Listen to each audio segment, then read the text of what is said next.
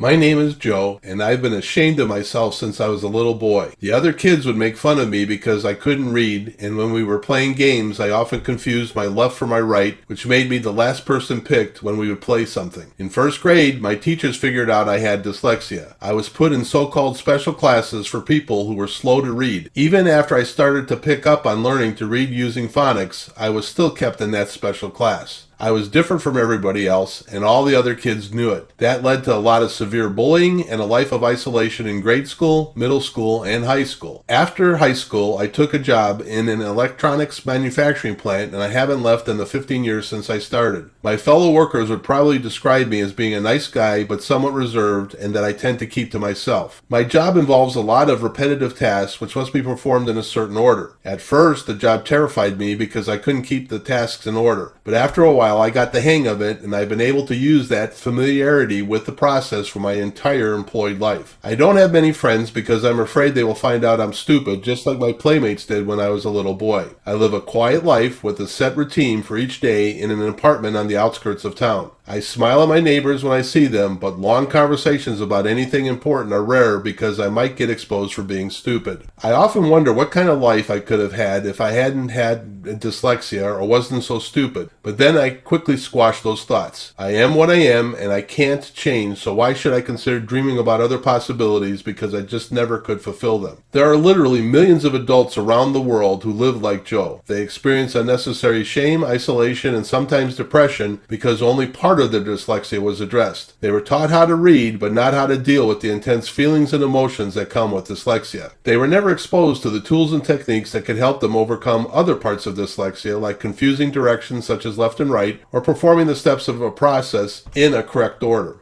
No one showed these dyslexics they were not stupid, nor did anyone help them identify their great talents like off-the-charts creativity, unique outlooks on complex problems, and developing solutions to those problems. Non-dyslexics might never come up with those types of solutions. Adult dyslexics should never have to either be or feel alone because they feel inferior. Instead, we should help adult dyslexics deal with the emotional scars of their past, and we should help them expand their unique gifts. A recent study said dyslexia might be a next step in the evolution of the human brain. What if a dyslexic solved one of the major problems we face in the world today? Wouldn't it be stupid to prevent that from happening because of unnecessary shame?